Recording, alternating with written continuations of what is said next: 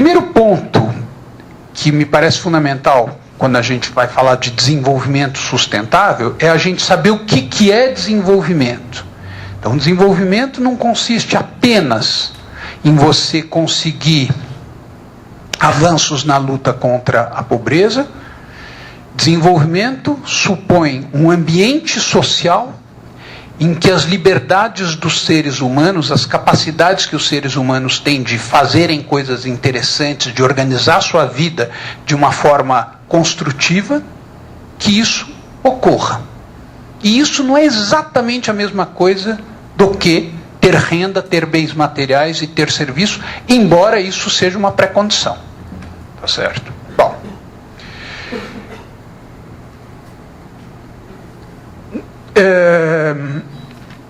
E o sustentável? O que acontece com a tal da ecoeficiência? Nós estamos muito mal nessa direção, apesar do imenso progresso representado pela ecoeficiência, como eu mencionei alguns minutos atrás. Por que nós estamos mal? Nós estamos mal pelo seguinte: eu disse a vocês que entre 1992 e 2012, cada dólar, cada yuan, cada euro lançado no mercado mundial, isso foi feito com 21% a menos de emissões. Oh, bárbaro, né? Pois é, só que entre 1992 e 2012, as emissões de gases de efeito estufa, globalmente, cresceram 36%. Como é possível que uma coisa que caiu, agora eu estou dizendo que aumentou? Pergunto a vocês, o que vocês acham? O que aconteceu? Quando você compara as emissões com o PIB mundial, cada dólar foi produzido emitindo cada vez menos, consumindo cada vez mais materiais.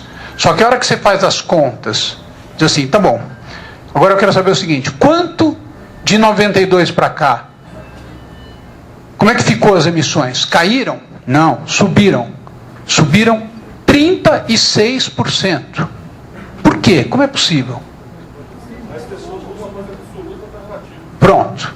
Tá certo? Então, uma coisa é absoluta, outra coisa é relativa. Isso é fundamental. E essa discussão não está sendo feita de maneira adequada. Então, em primeiro lugar, os dados, depois algumas reflexões sobre esse dado. Qual é o dado? Emissões de gases de efeito estufa cresceram 36% nesse período. Por quê? Porque, embora cada unidade de dólar tenha sido produzida com menos emissões, o PIB mundial aumentou tanto que compensou esse declínio e você teve uma explosão nas emissões que se ampliaram 36%. E nós estamos indo, desde logo, só faço um parênteses antes de continuar o raciocínio, muita gente diz assim, mas esse negócio das emissões, as pessoas não sabem direito se isso é realmente problemático, né? Porque tem gente que diz que isso é por causa das explosões solares, ou ciência. Se tem uma palavra que pode ser dada como sinônimo de ciência, essa palavra é crítica. Dúvida. Então, ciência não é certeza. Ciência é crítica, é dúvida. Como é que a gente pode fazer uma afirmação de que o aquecimento global é alguma coisa grave para a espécie humana? O único jeito que a gente tem é dizer o seguinte: o que a comunidade daqueles que estudam seriamente esse assunto diz? E onde está essa comunidade? Ela está nas melhores revistas científicas internacionais. Na Science, na Nature, enfim, tá certo? Citei só as duas mais célebres, mas há, 20, 30... O que acontece? Quando você pega as publicações sobre mudanças climáticas nos últimos 20 anos, Os cientistas, ou seja, aqueles que têm capacidade de publicar nas grandes revistas internacionais, hoje convergem de maneira praticamente unânime, praticamente não tem mais artigos nas grandes revistas científicas internacionais, corroborando uma tese refutacionista, ou seja, uma tese que diz, não, esse negócio não existe, não é bem assim, não é tão grave, etc. Acabou. Isso não tem mais. O que tem sim é muita gente no YouTube, na internet, dizendo, isso é uma bobagem, porque tem as manchas solares, mas esse cara não publica na Nature, na Science, etc., etc., porque o trabalho dele não tem respeitabilidade científica. Então, é sim um problema extremamente grave. E no que se refere aos materiais, quando você considera apenas esses 4 materiais que eu citei, biomassa, combustíveis fósseis, materiais de construção e minérios, que relativamente, ou seja, por unidade de valor, o consumo disso cai entre 1992 e 2012, em termos absolutos, o aumento foi de 43%. Tá? Então, só uma informação assim que eu acho que ajuda a gente a seguir a linha da Baby Consuelo de ser telúrico. Pé no chão. Seguinte, a humanidade hoje extrai da superfície terrestre, anualmente, 60 bilhões de toneladas. É difícil, né, imaginar o que quer dizer 60 bilhões de toneladas. Sei lá, como é que a gente compara isso com o quê? Com o que a gente pesa? É difícil imaginar. Mas, enfim, o dado é esse. 60 bilhões de toneladas desses 4 materiais. Se a gente continuar no ritmo de crescimento da economia em que nós estamos agora, em 2030 serão 80 bilhões, e em 2050,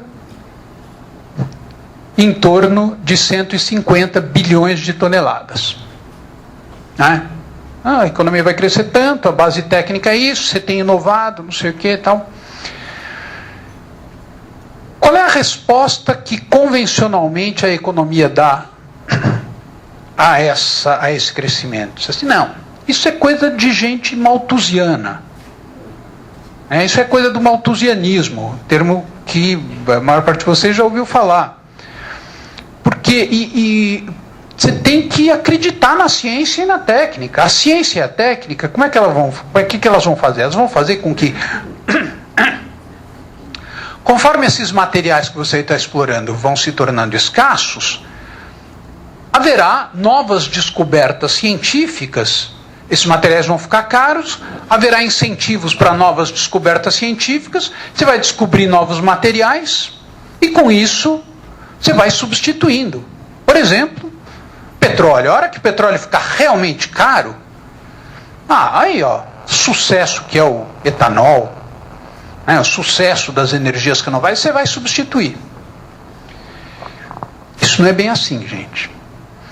As energias renováveis modernas, por exemplo, correspondem, se você pegar as mais importantes e as mais promissoras, entre as quais infelizmente não está o etanol, poderemos voltar a isso na nossa discussão, mesmo que ele seja muito importante para o nosso país, solar, eólica e geotérmica, isso corresponde a menos de 1% da matriz energética mundial.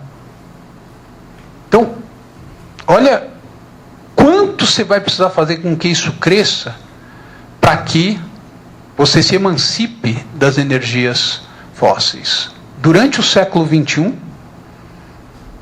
não há a menor possibilidade. Não que falte sol, não que falte vento ou que falte calor vindo das profundezas do planeta. Isso tem muito. Certo? Vento para produzir energia, sol para produzir energia e calor tem. Mas transformar isso de fato em oferta de energia são outros 500. Portanto, Mas voltando aos nossos 60 bilhões de toneladas. 60 bilhões de toneladas, quando você divide isso pelos 7 bilhões de habitantes da Terra, dá, aí é um número um pouco mais palpável, 9 toneladas para cada um de nós. Que é o que cada um de nós usa para comer, morar, se vestir, passear, etc. A gente consome, em média, 9 toneladas per capita. Por ano. Ao longo de uma vida. Ao longo de uma vida. Por ano, ao longo de uma vida. Esses 60 bilhões de toneladas são anuais. Como a população está crescendo, como a renda está crescendo, felizmente, e como você tem cada vez mais gente entrando no mercado, aí cada vez mais você vai consumindo. Só que tem um pequeno detalhe que está no mais importante documento das Nações Unidas sobre esse tema, que é um documento sobre desligamento. Eu já vou voltar a esse assunto. Deixa eu primeiro expor qual é esse detalhe, que é o seguinte. Vocês sabem que média é uma coisa muito... né, o cara está com o pé no forno e a cabeça no congelador, na média ele está numa temperatura boa. Tá certo? A média é uma coisa enganosa. Qual é a situação em torno dessa média?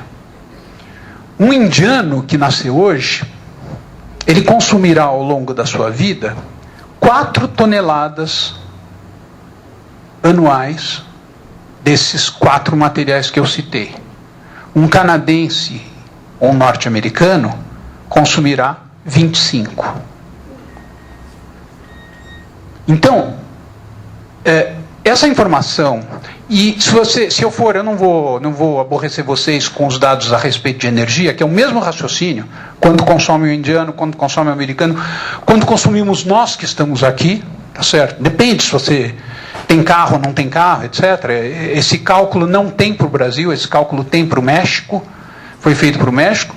O México, em 1970, tinha um consumo per capita de 7 toneladas de materiais, e em 25 anos depois, eles já tinham um consumo de 11 toneladas de materiais. É o único país latino-americano em que esse tipo de cálculo foi feito. Por que essa informação? Está claro a ideia? Por que isso é muito importante? Isso é muito importante porque muda a qualidade e o patamar da discussão a respeito da desigualdade. É óbvio que a desigualdade nos coloca um problema ético muito importante. Tá certo? É assim que a ciência política do século XX, alguém como John Rawls, por exemplo, encarou a desigualdade sob o prisma ético e sob o prisma de eficiência. Em qualquer sociedade, algum grau de desigualdade é útil no sentido que você sempre vai ter gente que prefere se arriscar mais, etc. Essas pessoas são mais empreendedoras, etc. Mas que grau de desigualdade é esse para não comprometer a própria coesão do tecido social? Essa discussão hoje mudou de qualidade. Porque não é só uma questão ética. Nós estamos diante de uma questão material. E essa questão material, a respeito da desigualdade, ou seja, o fato de que é completamente ilusória a perspectiva de que você vai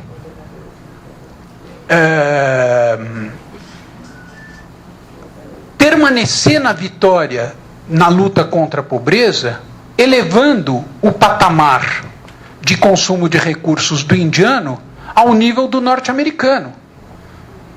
Não tem como. As contas não fecham. Não tem recurso para isso, não tem matéria para isso, não tem energia para isso. Vários de vocês têm um contato próximo com o mundo universitário, alguns são universitários. As ciências sociais, desde o século XVIII, elas se constituem e se afirmam dando as costas para a natureza, saindo da natureza. Nós estamos num momento em que nós precisamos reincorporar o mundo natural na nossa reflexão sobre a sociedade, não só por uma questão de honestidade intelectual, mas por uma questão de sobrevivência. Certo? Então, essa é a razão fundamental pela qual, acho que eu mandei um texto para vocês. O título desse texto é Desigualdades e Limites deveriam estar no centro da Rio+20, e não estão. E não estão. Isso é fundamental. Ou seja, não dá para continuar avançando se a gente não repensar o que está sendo feito no plano da economia. O que significa repensar o que está sendo feito no plano da economia? E aqui eu vou entrar num ponto que eu sei que é sensível a muitos de vocês. É produzir para quê? Produzir para quem? E não só produzir como. A economia verde enfatiza o produzir como, que é muito importante. O que quer dizer economia verde? Bom, você pode, de repente, colocar tudo o que você quiser na economia verde, a emancipação da mulher, a luta pelos direitos dos quilombolas, fazer uma árvore de Natal. Mas se você quiser ter um mínimo de rigor, economia verde significam 3 coisas. Primeiro, a transição das energias fósseis para as energias renováveis. Você esverdeia, você muda a base energética da produção. Isso é fundamental.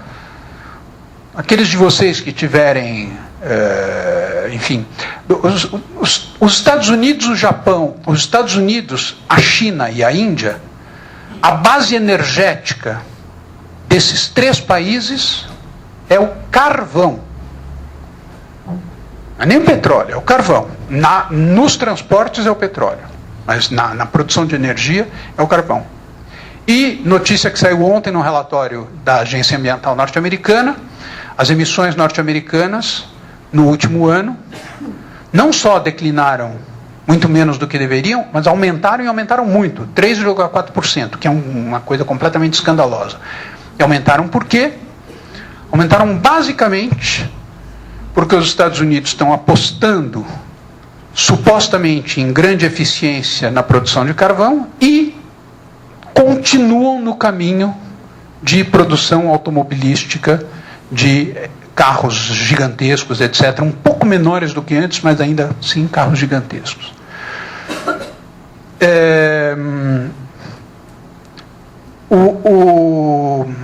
Então, o primeiro ponto da economia verde, transição das energias fósseis para as energias renováveis. Segundo aspecto importante da economia verde, melhor uso da energia e dos materiais. Tá certo? Eu posso obter, e eu devo obter, e a inovação tecnológica deveria voltar-se cada vez mais a isso, para obter mais bens e serviços sobre a base de cada vez menos matéria e energia.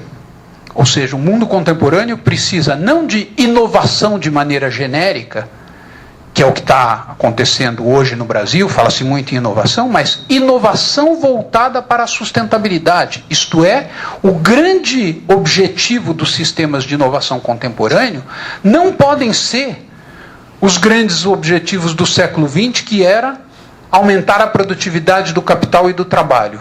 Isso é o mundo do século XX. No mundo do século XXI, o grande objetivo dos sistemas de inovação tem que ser fundamentalmente aumentar a produtividade dos recursos cada vez mais escassos com os quais se conta para produzir.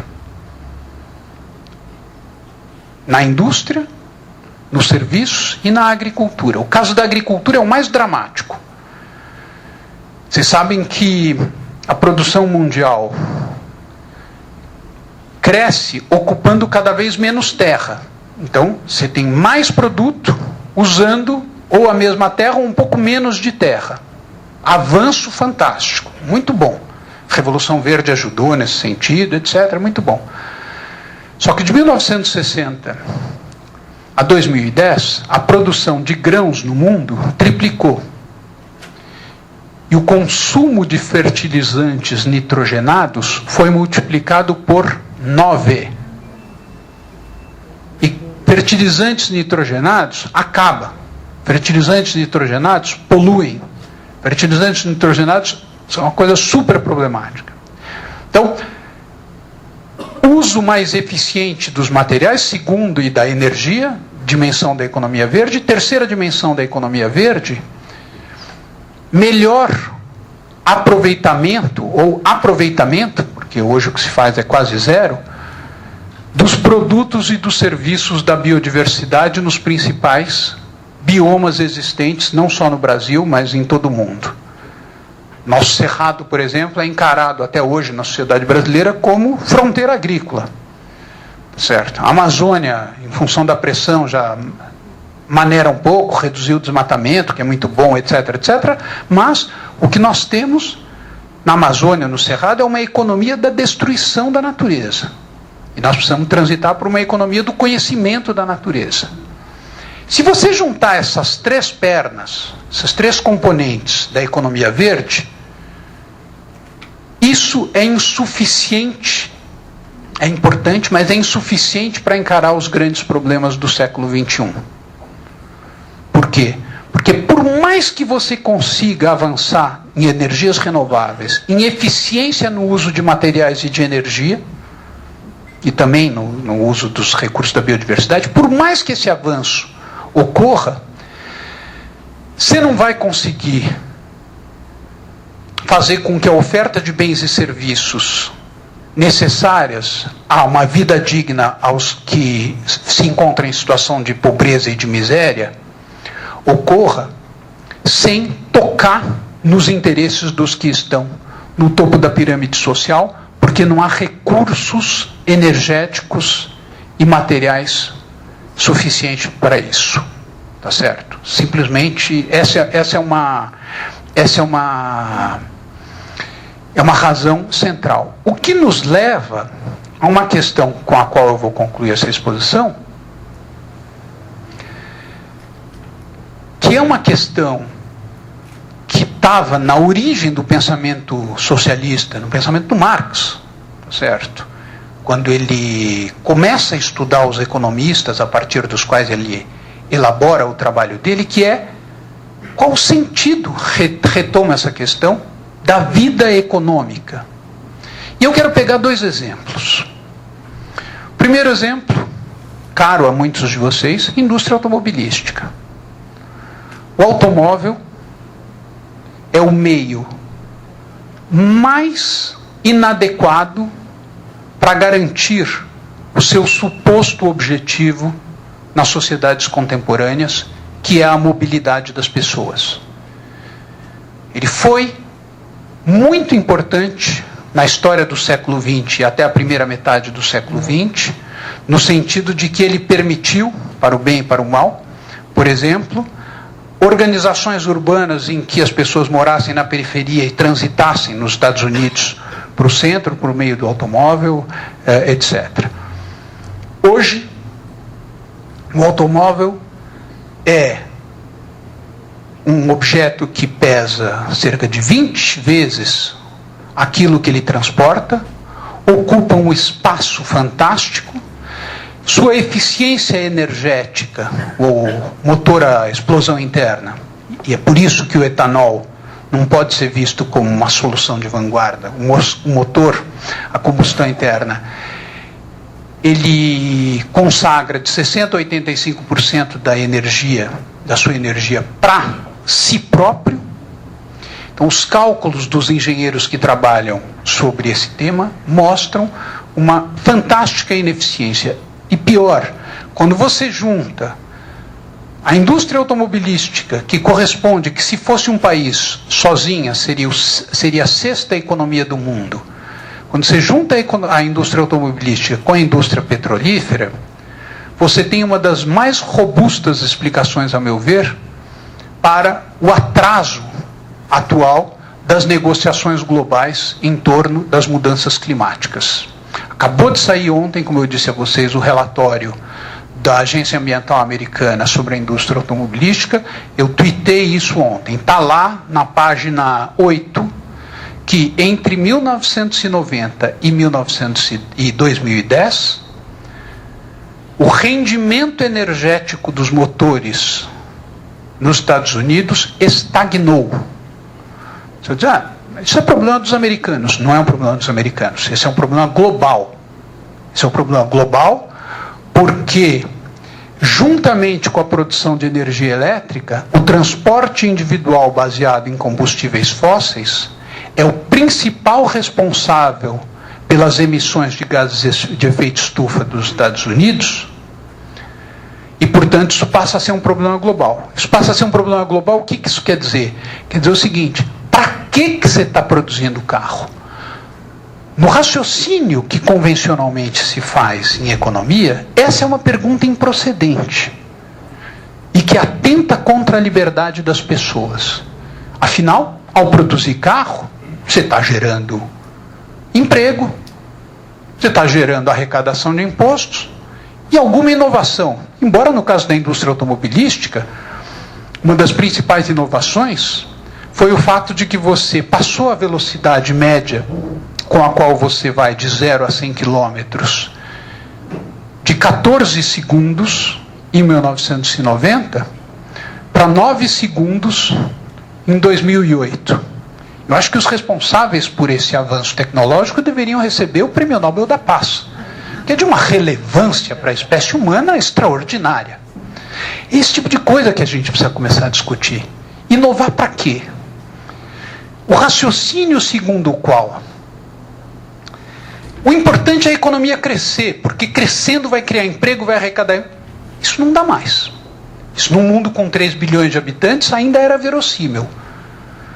Num mundo marcado por tanta desigualdade e tão cheio de gente, e que já chegou nos limites ecossistêmicos,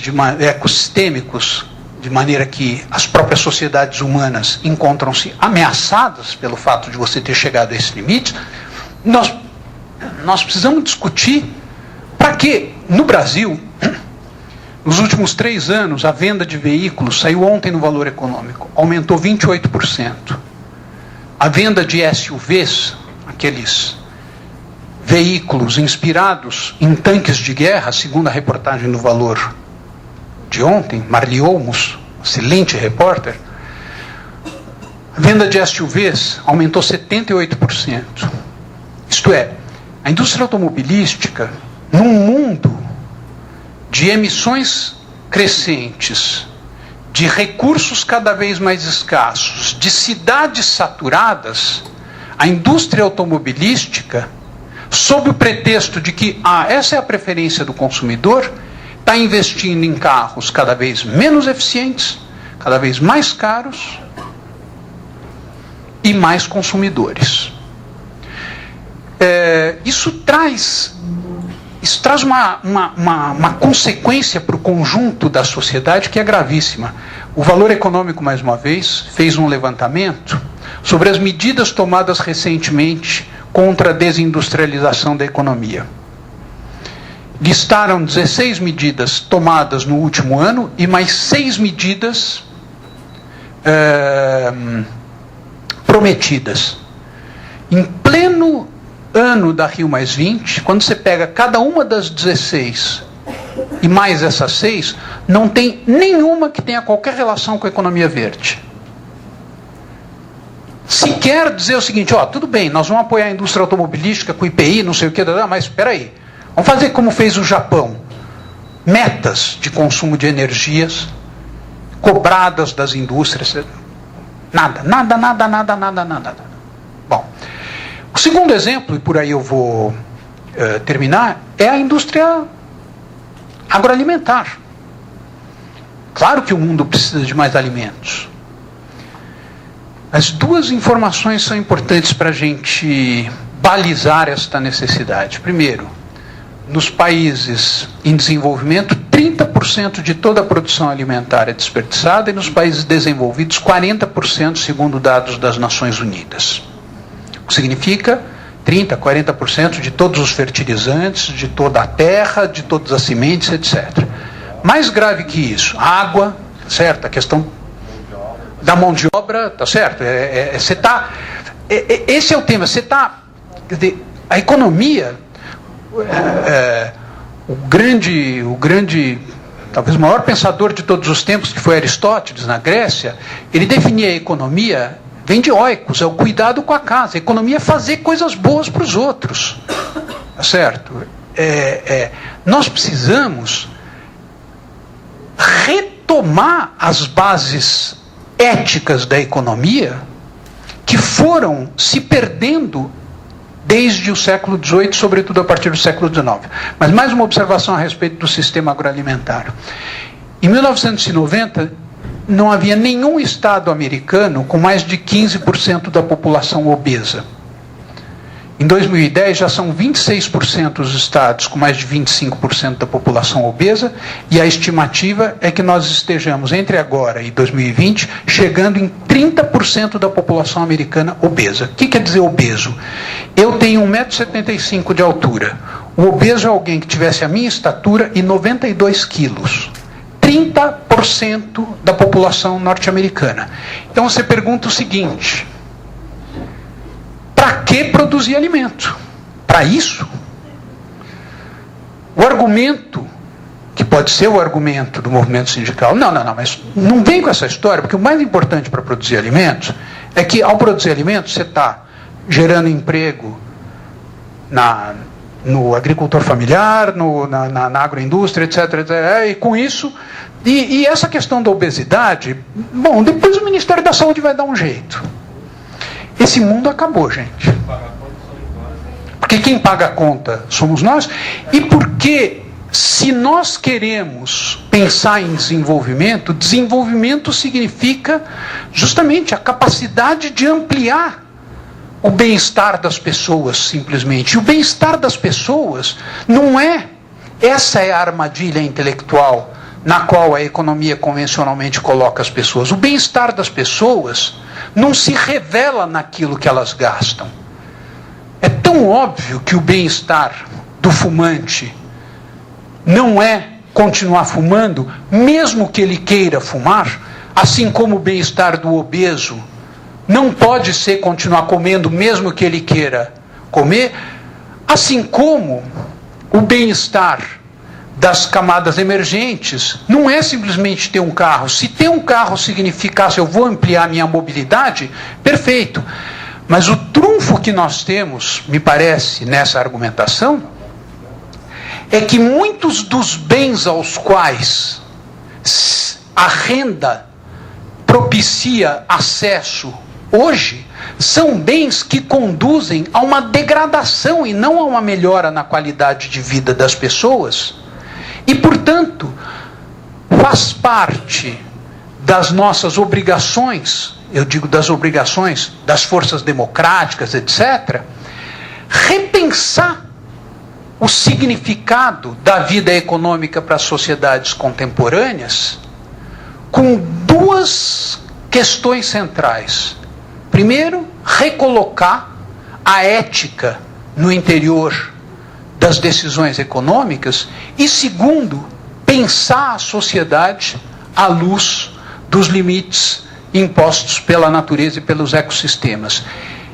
Eu acho que isso não são apenas restrições, embora haja aí também restrições, mas isso nos abre uma possibilidade de voltarmos aos grandes temas do movimento socialista do século XIX, a começar pelo Marx, mas passando por temas referentes ao sentido do trabalho, ao sentido da produção, ao sentido da vida econômica. O que me preocupa muito é que os movimentos organizados que marcaram as nossas vidas nos últimos 30 anos, particularmente o movimento sindical, e que estiveram na frente das grandes lutas por aspirações emancipatórias e democráticas, hoje não estejam na liderança desses processos novos, difíceis,